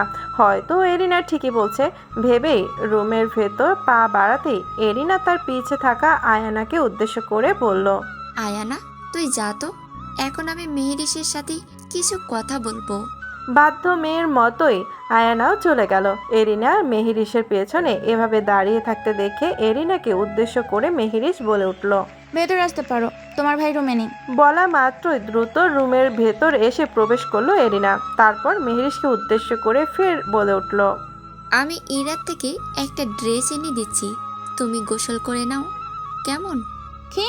এই সকালবেলা গোসল করতে যাব কেন হঠাৎ? গোসল করতে হয় মেহেরিস, এটাই নিয়ম। কপাল কুঁচকিয়ে এরিনার দিকে তীক্ষ্ণ দৃষ্টিতে চেয়ে প্রশ্ন করে বলল মেহেরিস, নিয়ম? কিসের নিয়ম এরিনা আপু? আর তুমি গোসল করোনি তো আমি করবো কেন? আহ মেহেরিস, তোমার আমার সিচুয়েশন আলাদা। কাল তো তোমরা একসাথে ছিলে, তাই এখন গোসল ছাড়া বের হলে তো পাপ হবে। এবার মেহেরিসের মাথায় বিঁধল আসলে এরিনা তাকে এতক্ষণ যাবৎ কি বোঝাতে চাইছে। মেহেরিস অতটাও অবুঝ নয়। পরক্ষণে কথাটি মস্তিষ্কে আহরণ করতে কপাল কুঁচকিয়ে এরিনাকে উদ্দেশ্য করে বলে উঠল, এই আপু, তুমি কি সব মিন করছো? সব কিছুই নয়। তাহলে তুমি যা বললা, তখন ভাই রাতে ঘুমাতে দেয়নি তোমাকে? আরে আপু, তোমার ভাই আমাকে দিয়ে মাথা টিপিয়েছে, পা টিপিয়েছে, বুঝেছো? আমি তো সেটাই বলতে চেয়েছিলাম, তুমি শোনেছো পুরো কথা? হেসে উঠল এরিনা, ব্যঙ্গাত্মক স্বরে বলল, বাদ দাও তো, ভাই কোথায় গেছে? কে জানে, তোমার পাগল ভাই তো মাঝরাতেই চলে গিয়েছে।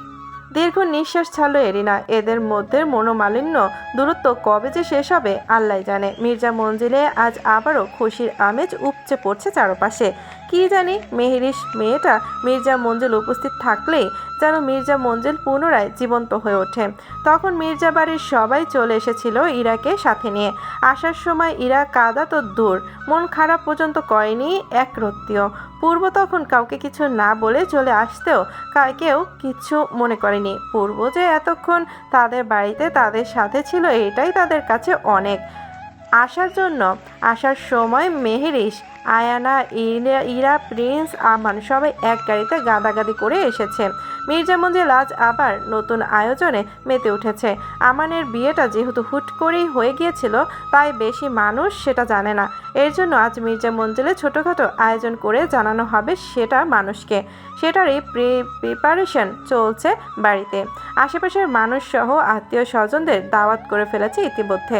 গত রাতে এই বিষয়ে মির্জা বাড়িতে ফোন করে বাড়ির দায়িত্বরত গার্ডসদের জানানো হলে তখন থেকেই তারা সেটার প্রিপারেশন শুরু করে দেয়।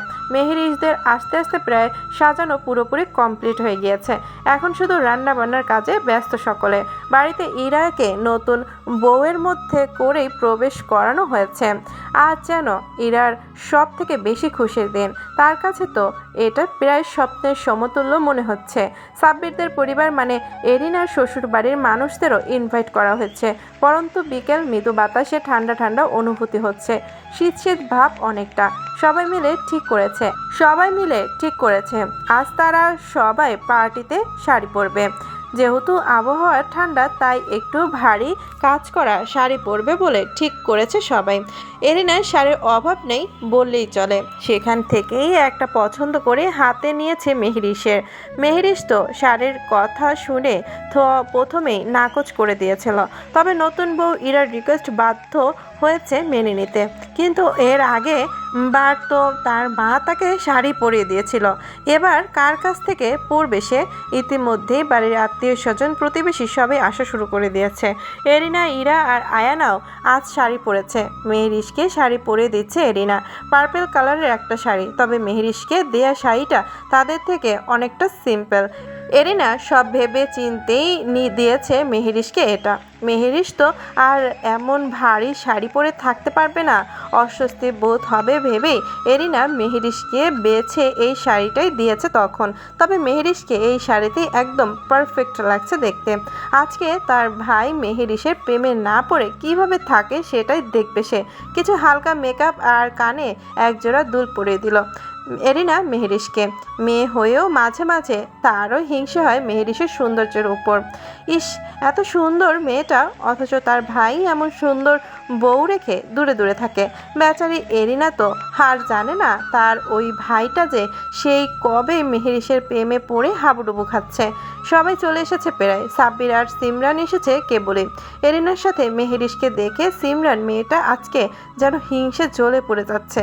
মেয়েটাকে আজ এত সুন্দর লাগছে কেন? পূর্ব আবার এই মেয়ের প্রেমে পড়ে যাবে না তো? না, তার কিছু একটা করতে হবে। এই মেয়েকে দূরে পাঠাতেই হবে। এই মেয়ে যে এখন তার দুই চোখের বিষ। সাব্বির এরিনার সাথে কথা ব্যস্ত হয়ে পড়লে মেহেরিস একা হয়ে যায়। সেই সুযোগে সিমরান এসে পাশে দাঁড়ায় মেহেরিসের। মুখে শয়তানের হাসি ফুটিয়ে বলে, তুমি দেখছি এখনো যাওনি। মানে তোমার কি তোমার বাবা মাকে মনে পড়ে না? কিভাবে পারো তুমি তাদের ছাড়া এভাবে একা থাকতে? আমি তো বাবা, আমার পরিবারকে এক মুহূর্তের জন্য না দেখলেই পাগল হয়ে যাই। এতক্ষণের মুখের সতেজতার ছাপটুকু মুহূর্তেই বিলীন হয়ে উবে গেল মেহেরিসের। হঠাৎ পরিবার কথা শুনতেই মনে পড়ে গেল তার মা বাবা আর ছোট ভাইটার কথা। শুনলাম পূর্ব ভাই নাকি তোমাকে তার প্রতিশোধ নেয়ার জন্য বিয়ে করেছে। বুঝতে পারছো একটা মানুষ আরেকটা মানুষকে কতটা অপছন্দ করলে বিয়ের মতো এমন একটা পবিত্র সম্পর্ককেও প্রতিশোধ নেওয়ায় রূপান্তরিত করতে পারে। এই মানে কি বলতে চাইছেন আপনি? আমি যা বলতে চাইছি সেটা তুমি খুব ভালো করেই জানো। পূর্ব ভাই আর আমার মধ্যে দীর্ঘদিনের সম্পর্ক ছিল। ভীষণ ভালোবাসি আমি তাকে, নিজের চাইতেও 1000 গুণ বেশি। আমাদের তো বিয়েও হয়ে যেত, মাঝখান থেকে তুমি এসে সব কিছু তছনছ করে দিলে। তবে তোমাকে তো শুধু তোমার মায়ের জন্য, তার মায়ের প্রতি হওয়া অন্যায়ের প্রতিশোধ নেওয়ার জন্যই বিয়ে করেছে, এর থেকে বেশি কিছু না। মেহেরিস যেন স্তব্ধ হয়ে গেল কিছুক্ষণের জন্য। প্রতিশোধের কথা তো সে জানতো, তবে কোন প্রতিশোধের জন্য তাকে বিয়ে করেছে সেটা তো জানতো না। আর সত্যি কি ওই লোকটার সাথে এই মেয়ের কোনো সম্পর্ক আছে?